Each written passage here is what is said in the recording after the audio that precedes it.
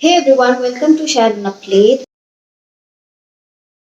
आज की वीडियो में एज यूजुअल मैं अपने एक्सपीरियंस और एक्सपेंसेस डिस्कस करने वाली हूँ। आज जो मैं हर बार करती हूँ पूरी ट्रिप का, और इस बार है ये पूरी गुजरात ट्रिप के बारे में। So without a further do let's get started. सबसे पहली जो मेरी डेस्टिनेशन थी इस पूरी गुजरात ट्रिप की वो थी धोलावीरा। धोलावीरा बहुत लोगों को पता है और बहुत लोगों को नहीं पता। सो ये एक छोटा सा गांव है जो कच्छ में पड़ता है। बहुत ही रिमोट और आइसोलेटेड प्लेस है एक। और actually Dholavira is famous for the archaeological site of Indus valley civilisation. So पहले हम बात कर लेते हैं मेरे स्टे की। एक्चुअली यहाँ पर जो मुझे एक चीज़ लगी वो ये कि यहाँ पर ज़्यादा आपको होटल्स नहीं मिलेंगे या होम स्टेज नहीं मिलेंगे। बहुत ही लिमिटेड ऑप्शन है आपके पास। आपको कई बजट फ्रेंडली भी दिखेंगे और थोड़े एक्सपेंसिव भी दिखेंगे। तो मैंने दोनों देखे। पहले मैं बजट फ्रेंडली में गई तो वो मुझे इतना कुछ पसंद नहीं आया, और मैं रुकी थी रन रिजॉर्ट धोलावीरा। जो मेरा स्टे था वो मुझे पड़ा 3000 का। इसी में ही इंक्लूडेड था मेरा ब्रेकफास्ट और लंच और डिनर ऑप्शन था। आप दोनों से कोई भी एक चूज कर सकते थे। रूम वाइज अगर मैं बात करूँ तो रूम स्पेशियस था, अच्छा था, क्लीन था बहुत, और वॉशरूम भी बहुत क्लीन था। कोई ऐसे इश्यूज मुझे नहीं लगे वहाँ पे। टिपिकल घर होते हैं वैसा ही आपको स्ट्रक्चर मिलेगा, वैसा इन लोगों ने बना रखा है, डूंगास जिसे कहते हैं। और खाने की बात करते हैं तो खाना भी यहाँ का आपको ब्रेकफास्ट में जैसे थेपला, पोहा, और लंच डिनर में आपको पूरा प्रॉपर गुजराती थाली मिलेगी। अब बात करते हैं यहाँ पर अट्रैक्शंस की। सो धोलावीरा में बहुत सारे अट्रैक्शंस हैं। मेरे पास एक ही दिन था कवर करने के लिए, और एक्चुअली धोलावीरा में आपको 2 दिन इनफ है। आप रुकिए एक दिन, जिस दिन आप पहुँच रहे हो और अगले दिन आप पूरा कवर कर सकते हैं एक दिन में पूरा धोलावीरा। मैं मेनली यहाँ पर वो आर्कियोलॉजिकल साइट देखने आई थी। यहाँ पर आपको पूरे रूम्स मिलेंगे इंडस वैली सिविलाइजेशन के। अंदर ही एक म्यूजियम है जहाँ पर उन्होंने आर्टिफैक्ट्स रख रखा, और आप अंदर जाके समझ सकते हैं कि लोग उस टाइम पे कैसे रहते थे और कैसे ये पूरा स्ट्रक्चर था इस सिविलाइजेशन का। बट मेक श्योर आप अर्ली मॉर्निंग ही चले जाएं, जैसे 8 बजे के बाद, 8 बजे खुल जाता है। और अपने साथ थोड़ा वाटर बॉटल्स वगैरह लेके जाएं, वहाँ पर आपको कुछ नहीं मिलेगा। और एक वाइट डेजर्ट देखने आई थी जो बेसिकली लोग रन ऑफ कच्छ देखने जाते हैं जहाँ पे। बट मुझे यहीं पर ही उसका व्यू दिख गया। और ये जहाँ मेरा स्टे था वहीं से ही थोड़ी दूर उसका रास्ता था। वहाँ पर पूरा एक वे है और साइड में, दोनों साइड आपको पूरा वाइट डेजर्ट दिखेगा। और ये रास्ता एक्चुअली भुज के लिए भी यही रास्ता है, ये शॉर्टकट है। बट ये सिर्फ अक्टूबर के बाद जब विंटर्स आते हैं तभी खुलता है। उससे पहले मानसून में पूरा रास्ता पानी में ढका होता है और बंद ही होता है। सो अगर आपको भुज जाना है तो जो हाईवे वाला रास्ता है दूसरा, जो गूगल मैप पे बताता है, वो 4.5 घंटे का रास्ता है। उस रास्ते से जाना पड़ता है। Don't expect much from Dholavira कि आपको कुछ चीज़ें वहाँ मिल जाए। पेट्रोल पंप्स बिल्कुल नहीं है जब आप धोलावीरा आ रहे हो। सो मेक श्योर कि आप अपनी कार के पेट्रोल टैंक्स फुल करके आए, ताकि फिर जब आप भुज के लिए निकलेंगे तो भुज पहुँचते पहुँचते आपको पेट्रोल पंप्स दिखने लग जाएंगे। यहाँ और भी बहुत सारी चीज़ें जैसे फ्लेमिंगो पार्क है, फॉसिल पार्क है, सनसेट पॉइंट है, सनराइज पॉइंट है। बट मुझे फ्लेमिंगो पार्क जाने की जरूरत ही नहीं पड़ी, क्योंकि एक्चुअली जो वो मैं भुज वाले रास्ते में गई थी तो वहीं पर ही मुझे बहुत सारे फ्लेमिंगोज दिख गए थे, तो मैंने वहीं वो देख लिया। जो मेरी नेक्स्ट डेस्टिनेशन थी वो भुज थी। भुज के बारे में बात करते हैं। ये भुज जो है एक छोटी सी सिटी है, सबने सुना है नाम भुज का, और अच्छी सिटी है। और यहाँ पर जितनी भी अट्रैक्शंस है वो एक पॉइंट पे है और वहाँ से आप कवर कर सकते हैं। अब बात करते हैं मेरे स्टे की। तो जहाँ मैं रुकी थी वो था डेज ऑफ स्टूडियो हाउस। ये एक्चुअली एक 1 BHK पूरा टोटल अपार्टमेंट है, जहाँ पर आपको एक हॉल, रूम, किचन, वॉशरूम मिलेगा, सारी फैसिलिटीज़ मिलेगी जो एक 1 BHK अपार्टमेंट में होता है। रूम बहुत अच्छा है, स्पेशियस है। ये पूरी प्रॉपर्टी जो इन्होंने बनाई है वो भी बहुत अच्छी है। ड्यूप्लेक्स में है, नीचे ग्राउंड फ्लोर और ऊपर फर्स्ट फ्लोर, तो ऐसे रूम्स अलॉट होते हैं पूरा। और इसका जो टोटल एक्सपेंस मुझे पड़ा वो पर नाइट का मुझे पड़ा 2000 प्लस टैक्स, जिसमें ब्रेकफास्ट इंक्लूडेड था मेरा। बाकी जो फूड भी है यहाँ पे, फूड बहुत अच्छा है, बिल्कुल घर जैसा है। और यहाँ पर फूड का जो चार्जेस है वो है 200 पर पर्सन पर प्लेट। यानी कि अगर आप मॉर्निंग तो इंक्लूडेड था, जैसे आप दिन में खा रहे हैं या रात में खा रहे हैं, तो 200 पर पर्सन के हिसाब से है यहाँ। जो मेरा टोटल भुज में स्टे का खर्चा आया वो आया है 4800 food and stay total with tax. और अब मैं अट्रैक्शन की बात करूँ तो यहाँ जितने भी अट्रैक्शन हैं वो जैसे आईना महल हो गया, प्राग महल हो गया या शरद बाग पैलेस हो गया, ये सारी जगहों की टिकट्स जो है 40-20 रुपीज़ की ही है पर पर्सन। लेकिन यहाँ पर वीडियोग्राफी मना है, आप फ़ोटोज़ खींच सकते हैं बट वीडियोग्राफी के अलग चार्जेस है। जैसे आईना महल फ्राइडे को बंद रहता है तो वो मेरा मिस हुआ, लेकिन प्राग महल में गई तो वहाँ अगर आपको वीडियो बनानी है अपने फ़ोन से, DSLR से, किसी से भी, यूट्यूब के लिए या अपने पर्सनल यूज़ के लिए, तो उसके जो चार्जेस है वो 5000 चार्जेस है। और अगर आपको फ़ोटोज़ खींचनी है तो उसकी आपको अलग से टिकट लेनी पड़ेगी, वो 20 रुपीज़ की है। तो अंदर आप फ़ोटोज़ खींच सकते हैं मोबाइल से, और बाहर भी अगर आपको प्रेमिसेस में फ़ोटो खींचने तो उसका भी उसी में इंक्लूडेड है, आप वैसे नहीं खींच सकते। आप बाकी छोटी मोटी जगह हैं जैसे हमीर लेक हो गया, रामकुंड हो गया, ये सब जगह है जहाँ फोटोज खींच सकते हैं अच्छे से। 2 दिन बहुत है भुज के लिए, अगर आपको भुज रुकना है और घूमना है तो 2 दिन में आप पूरा कवर कर सकते हैं। तो टोटल खर्चा जो मेरा यहाँ पर आया है भुज का वो इतना हुआ है 4800, 5000 मेरा ये अंडर हो गया भुज। भुज के बाद जो मेरी नेक्स्ट डेस्टिनेशन थी वो थी द्वारका, और भुज से द्वारका का जो सफ़र है वो है करीब 7-8 घंटे का रास्ता है पूरा। तो अब हम द्वारका के बारे में बात करते हैं। द्वारका में मेरा 1 दिन का स्टे था, और आपको द्वारका में बहुत सारे होटल्स मिल जाएंगे ऑनलाइन भी। बाकी जहाँ मैं रुकी थी वो था दामची होटल। ये जो होटल है वो द्वारकाधीश टेम्पल के जस्ट वॉकिंग डिस्टेंस में ही है, ज़्यादा दूर नहीं है, इसीलिए मैंने इसे चूज़ किया था। रूम ठीक था, स्पेशियस था, बहुत ही बेसिक रूम था, लेकिन AC काम नहीं कर रहा था, बस ये एक इशू था। और रेस्टोरेंट भी वहाँ पर वर्किंग नहीं था, सर्विस में नहीं था उनका रेस्टोरेंट, पर उस टाइम पे वो सर्विस में नहीं था, तो वहाँ फूड अवेलेबल नहीं हो पा रहा था, तो आपको बाहर ही फूड करना पड़ रहा था। और वहाँ खैर आपको बहुत सारे रेस्टोरेंट्स मिल जाएंगे, टेम्पल के आसपास ही मिल जाएंगे, जहाँ आप अपना ब्रेकफास्ट कर सकते हैं, लंच कर सकते हैं। तो मेरा यहाँ का जो स्टे का आया वो आया 1500। द्वारका में जो मेन अट्रैक्शन है वो द्वारकाधीश टेम्पल है, और वही मैंने भी कवर करी। फोटोज़ नहीं खींच सकते हैं और ना वीडियोस बना सकते हैं। एक पॉइंट में आपको अगर आप अपना फ़ोन भी ले जा रहे हो तो वहाँ पर क्लॉक रूम है, वहाँ पर आपको डिपॉजिट कराना पड़ेगा, अदरवाइज़ आप अपने होटल या कार में छोड़ के ही आइए। सो द्वारका में जो और आप घूम सकते हैं वो ये है कि वहाँ पर एक ब्रिज है। सो वहाँ की जो एंट्री टिकट है वो 10 रुपीज़ है एडल्ट की, और आप अंदर जा सकते हैं। और ब्रिज जो है वो आपको एक दूसरी साइड लेके जाएगा, जहाँ से आपको पूरा जो व्यू है वो अरेबियन सी का व्यू दिखेगा। और एक और जगह है जो द्वारका में आप देख सकते हैं वो है शिवराजपुर बीच।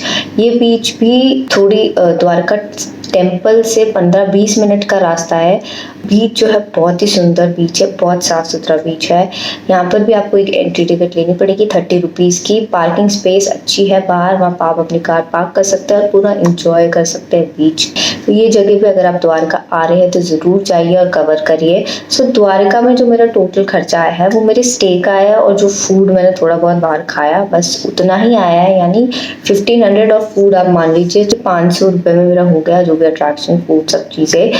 तो मेरा यहाँ टोटल खर्चा विदिन 2000 हो गया द्वारका में। सो द्वारका से जो मेरी नेक्स्ट डेस्टिनेशन थी वो थी सोमनाथ। सोमनाथ जो मेरा रुकने का रीज़न था वो बेसिकली जो टेम्पल है वहाँ पे वो देखना था। और द्वारका से सोमनाथ का जो पूरा रन है वो 250 किलोमीटर है, यानी आपको 4 घंटे लग जाएंगे पहुँचते पहुँचते। और मैं द्वारका से पोरबंदर कवर करते फिर सोमनाथ निकली थी, और एक चौपाटी बीच है वो देखा, और गांधी जी की जो बर्थ प्लेस है वो देखते हुए फिर मैं सोमनाथ निकली। और पोरबंदर भी बहुत अच्छी जगह है, ज़्यादा बड़ी तो नहीं है, लेकिन आप वहाँ चीज़ें कवर कर सकते हैं, देख सकते हैं, और उसको घूमते घुमाते ही आगे भी सोमनाथ निकल सकते हैं। सो सोमनाथ में मैं जहाँ रुकी थी वो होटल था सुख सागर, और उसी एरिया में आपको बहुत सारे होटल्स मिल जाएंगे हाईवे पे ही, जो बिल्कुल सोमनाथ टेम्पल से ज़्यादा दूर भी नहीं है, पास में ही है। और उनकी रेंज होगी 50 to 2000 से अबव ही चल जाते हो। सो मैं जहाँ रुकी थी उसका पर नाइट था 1500। रूम नॉर्मल रूम था, स्पेशियस था, बहुत फैमिलीज भी वहाँ रुकी थी, और वॉशरूम भी ठीक था। एक दिन का स्टे था तो मैं वहाँ रुक गई। खाना ही उसका साथ में ही उसका रेस्टोरेंट भी है, खाना अच्छा है वहाँ का। सुबह आप ब्रेकफास्ट करिए, लंच करिए, बहुत नॉर्मल रेंज में आप कर सकते हैं। सो ओवरऑल जो मेरा खर्चा है सोमनाथ का वो आया मेरा 1500 रुकने का, और 530 + 350 जो मैंने ब्रेकफास्ट और डिनर किया, 2380 रुपीज़। तो ओवरऑल मेरा सोमनाथ में स्टे अच्छा ही रहा, दर्शन अच्छे से हुए, सब चीज़ें अच्छी सी हुई। और उसके बाद जो मेरी नेक्स्ट डेस्टिनेशन थी वो थी दीव। सो अब हम बात करेंगे दीव के बारे में। दीव एक छोटी सी ही जगह है और आप एक दिन में इसको पूरा कवर कर सकते हैं। यहाँ जितने भी अट्रैक्शंस हैं, सबसे अच्छी बात यहाँ पर ये है कि यहाँ जो भी अट्रैक्शंस है वो फ्री ऑफ कॉस्ट है, यानी कोई टिकट्स नहीं है, कोई चार्जेस नहीं। आप अपने DSLR भी ले जा सकते हैं, कैमराज भी ले जा सकते हैं। सो बात करते हैं रुकने की। सो जहाँ मैं रुकी थी उस होटल का नाम है होटल प्लासियो दे दीव। अच्छा होटल है, रूम वाइज भी अच्छा है, स्पेशियस है, विंडो से आपको सी व्यू मिलेगा और वॉशरूम भी नीट एंड क्लीन है। बाकी मुझे यहाँ रुकने का पड़ा पर नाइट 1500 रुपये और विदाउट टैक्स, और 2 दिन का मिला के टोटल जो पड़ा है मुझे वो पड़ा है 3360 विद टैक्स। और खाना यहाँ का अच्छा है, व्यू में आपको थोड़ा एक्सपेंसिव पड़ेगा खाना। तो 2 दिन का मुझे जो भी मैंने खाया उसका पड़ा मुझे 2677 रुपीज़। सो टोटल 2 दिन का खर्चा जो मुझे दीव में पड़ा है वो मुझे पड़ा है सिर्फ रहना और खाने का, वो मुझे पड़ा है 6030 रुपये, यानी इतना मुझे आया है। अब चलते हैं आगे, जो मेरी नेक्स्ट डेस्टिनेशन है उसके बारे में बात करते हैं, जो कि है बरोडा। तो मैंने बरोडा नहीं घूमा, मेरा मेन रीज़न बरोडा में रुकना था क्योंकि मेरे को स्टैचू ऑफ यूनिटी कवर करना था और बरोडा से स्टैचू ऑफ यूनिटी 2 घंटे का रास्ता ही है, इसलिए मैं वहाँ रुकी थी। दीव से बरोडा का रास्ता थोड़ा लंबा है, 8-9 घंटे लग जाते हैं आपको बरोडा पहुँचते पहुँचते। और जहाँ मैं रुकी थी वो था रेजेंटा इन यहाँ पे, और ये बस स्टेशन के बिल्कुल पास है। सो अच्छा होटल है और रूम बहुत स्पेशियस है, नीट है, क्लीन है, वॉशरूम बहुत अच्छे हैं। सो स्टे का जो मेरे को चार्ज पड़ा ऑनलाइन वो 1500 पड़ा मुझे पर नाइट। और फूड की बात करूँ तो यहाँ फूड भी अच्छा है, फूड यहाँ पर बूफे भी आप ले सकते हैं अगर आप लेना चाहें। बस इस होटल का ड्रॉबैक है कि बस स्टेशन के बिल्कुल पास है। कई लोगों के लिए ये ड्रॉबैक है, कई लोगों के लिए अच्छी चीज़ है, क्योंकि अगर आप बस फ्रीक्वेंट ट्रैवलर है और आप जैसे बस से उतर के आपको कहीं और जगह जाना है तो आप यहाँ स्टे ले सकते हैं 1 दिन का, फिर आगे अपनी जर्नी कंटिन्यू कर सकते हैं। सो मेरे टोटल स्टे का जो आया वो यहाँ पर यही आया। और बरोडा से मैं स्टैचू ऑफ यूनिटी गई। स्टैचू ऑफ यूनिटी के लिए आप ऑनलाइन बुक कराइए, SOU करके एक वेबसाइट है, वहाँ से आप ऑनलाइन बुकिंग करा सकते हैं। जो गवर्नमेंट है उन्होंने बहुत अच्छा काम कर रखा है। अगर आप यहाँ आ रहे हैं तो आप सुबह ही अगर 10 बजे पहुंच जाएंगे तो आप पूरी जगह घूम सकते हैं। और फूड जॉइंट्स यहाँ बहुत सारे हैं, तो खाने पीने की कोई टेंशन नहीं। हर जगह इन्होंने फूड जॉइंट्स बना रखे हैं, वॉशरूम बना रखे हैं, कि पार्किंग स्पेस आपको दे रखी है इन्होंने। और आपको एक पॉइंट के बाद जैसे आपने अपनी कार पार्क करी, वहाँ से हर 15 मिनट में एक बस चलती है जो स्टैचू ऑफ यूनिटी लेके जाती है। आप कैमराज, DSLR ले जा सकते हैं, फ़ोन ले जा सकते हैं, शूट कर सकते हैं, सब कुछ कर सकते हैं, उसके लिए कोई मना नहीं है। सो टोटल खर्चा जो मेरे यहाँ रुकने का है 2 दिन का वो आया है 3830 रुपये, जिसमें फूड और स्टे दोनों है। बाकी घूमने का अट्रैक्शन का वो मैंने आपको टिकट बता दी है। और एक और जगह जहाँ मैं गई थी वो यहाँ पर गुजराती थाली ट्राई करने, वो बहुत ही यहाँ पर फेमस जगह ही एक रेस्टोरेंट है, सासुमा गुजराती थाली। यहाँ पर आपको आप अनलिमिटेड खा सकते हैं, 300 रुपये की आपको थाली पड़ेगी और आपको जितना खाना है उतना खाइए, बस फूड वेस्ट मत करिए। तो यहाँ पर आपको पूरा टेस्ट जो गुजराती फूड का होता है वो मिल जाएगा, सारी चीज़ों का। ओवरऑल अच्छा फ्लेवर्स थे, अच्छा खाना था। तो ये टोटल खर्चा जो मुझे पड़ा वो बरोडा में पड़ा था। और नेक्स्ट डे मैं बरोडा से जब चेकआउट करी तो एक और जगह मुझे कवर करनी थी, वो थी बालाशिनौर। बालाशिनौर में जो है वो है डायनासोर फॉसिल पार्क। सो वो मुझे देखते हुए आगे फिर अहमदाबाद निकलना था। सो बालाशिनौर की भी बात कर लेते हैं। वहाँ मैं रुकी नहीं, मैंने बस कवर किया है। ओवरऑल मुझे बहुत अच्छी जगह लगी ये स्टूडेंट्स के लिए या बच्चों के लिए, कि वो चीज़ देखें, एक्सपीरियंस करें। तो वहाँ पर एक म्यूज़ियम भी है जहाँ पर डायनासोर के बारे में पूरी नॉलेज दे रखी है। उसके बाद मैं निकली थी अपनी नेक्स्ट डेस्टिनेशन, वो थी अहमदाबाद। और अहमदाबाद बालाशिनौर से 2-2.5 घंटे का ही रास्ता है। अब हम बात करेंगे अहमदाबाद के बारे में। कि अहमदाबाद जो है खुद में ही बहुत बिजी सिटी है। मैंने यहाँ सुबह भी देख ली है और रात भी देख ली है, और सुबह यहाँ थोड़ा शांत था, बट रात में बहुत ही बिजी स्ट्रीट थी। स्पेशली आप ओल्ड सिटी अगर जाएंगे तो वहाँ ज़रूर देखेंगे। और अहमदाबाद मेरा इतना घूमना नहीं हुआ है। मेरा मेन रीज़न अहमदाबाद रुकने का ये था कि मुझे पतन देखना था, और पतन, अहमदाबाद से पतन का जो डिस्टेंस है वो है 2.5 घंटे का। स्टे की बात करते हैं, जहाँ मैं रुकी थी वो था रिजेंटा इन, और ये बस स्टैंड के बिल्कुल पास है। और यहाँ का जो मेरा एक्सपेंस आया है पर नाइट का वो आया 1800, और फूड का यहाँ थोड़ा मुझे एक्सपेंसिव लगा एज़ पर रिजेंटा इन बड़ौदा, और मेरे यहाँ फूड लगा 700 रुपीज़। सो टोटल खर्चा जो आया है अहमदाबाद का वो आया 1800 प्लस 700, यानी 2500 रुपये आया है। बाकी यहाँ पतन मैंने यहाँ कवर किया, और पतन बहुत ही अच्छी जगह है, आप यहाँ आ सकते हैं। रानी के वाव की जो टिकट है वो है 40 रुपीज़ पर पर्सन, और DSLR फ़ोन सब अलाउड है except tripods, monopods and normal gimbals, या फिर आपके पास अगर सेल्फी स्टिक है वो भी अलाउड नहीं है। जो मेरी गुजरात ट्रिप है वो पतन में मैंने एंड की है। सो ये अगर आपको कभी भी कोई भी रोड ट्रिप करनी है, गुजरात घूमना है, तो आप ये सब जगह जा सकते हैं जो मैंने कवर की।